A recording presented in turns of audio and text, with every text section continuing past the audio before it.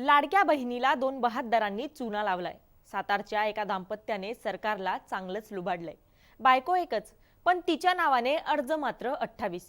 वेगवेगळे ड्रेस, वेगवेगळी हेअरस्टाईल आणि मेकअप करून तिच्या नवऱ्याने तिचे 28 पासपोर्ट फोटो काढले।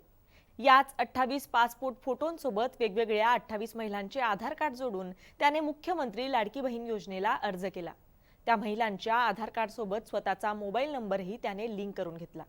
धक्कादायक म्हणजे यातले 26 अर्ज मंजूरही झाले आणि जिथे फक्त 1500च्या हिशोबाने 2 महिन्यांचे 3000 रुपये मिळणे अपेक्षित होते, तिथे 3000 या दाम्पत्याला 78,000 रुपये मिळाले।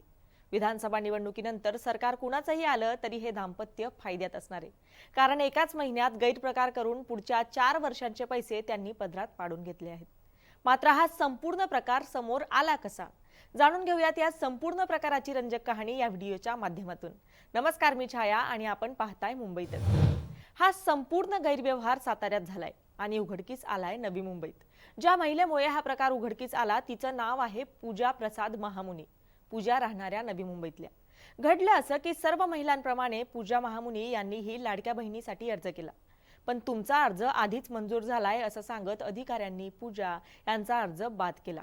पूजा महामुनींनी याबद्दल जेव्हा विचारपूस केली तेव्हा त्यांचा आधार नंबर साताऱ्यातल्या जाधव नावाच्या व्यक्तीच्या मोबाईलशी जोडलेला असल्याचं उघडकीस आलं आणि तिथूनच या संपूर्ण प्रकाराचा उलगडा झाला। पूजा महामुनी यांनी पनवेलमधील भाजपचे माजी नगरसेवक निलेश बाविस्कर यांच्याकडे या संदर्भात 28 ऑगस्ट रोजी मदत मागितली। 29 ऑगस्टला बाविस्कर यांनी पूजा महामुनी यांच्या मोबाईल नंबरने लॉग इन करण्याचा प्रयत्न केला।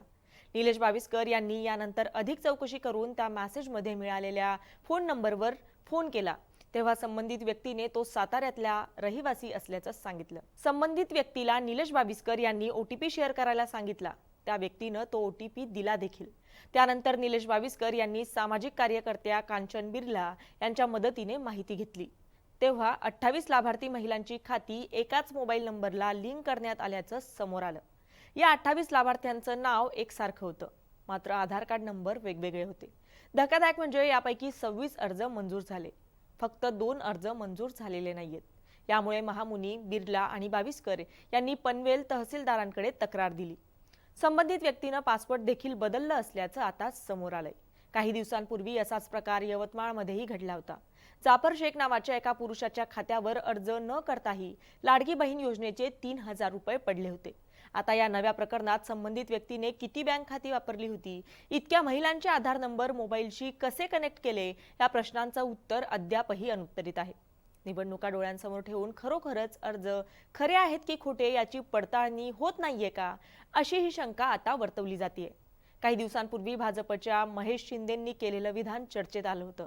महिलांनी महायुतीला मतदान केलं नाही तर निवडणुकीनंतर डिसेंबरमध्ये अर्जांची पडताळणी करून नावं काढून टाकू अशी धमकीच त्यांनी दिली होती। स्वतः अजित पवार यांनीही लाडक्या बहीण योजनेच्या लाभार्थी महिलांची पार्श्वभूमी ऐकून आश्चर्य व्यक्त केला होता। जनसन्मान यात्रेदरम्यान लाडकी बहीण योजनेचा लाभ मिळालेली एक महिला जेव्हा दादांचे आभार मानायला आली तेव्हा अजितदादांनी तिला तिची जमीन किती आहे हे विचारलं। त्या महिलेची शेती आणि उत्पन्न ऐकून अजितदादाही अवाक झाले होते। साताऱ्यातल्या या घटनेचे गांभीर्य लक्षात घेऊन जिल्हा प्रशासनाने त्रिसदस्यीय समिती गठीत केली आहे। मात्र या गैरप्रकारामुळे प्रशासन खरोखर गरजू महिलांपर्यंत लाभ पोहोचवतंय का, असा प्रश्न उपस्थित होतोय। मात्र तुम्हाला याविषयी काय वाटतं, आम्हाला नक्की कमेंट करून कळवा। धन्यवाद।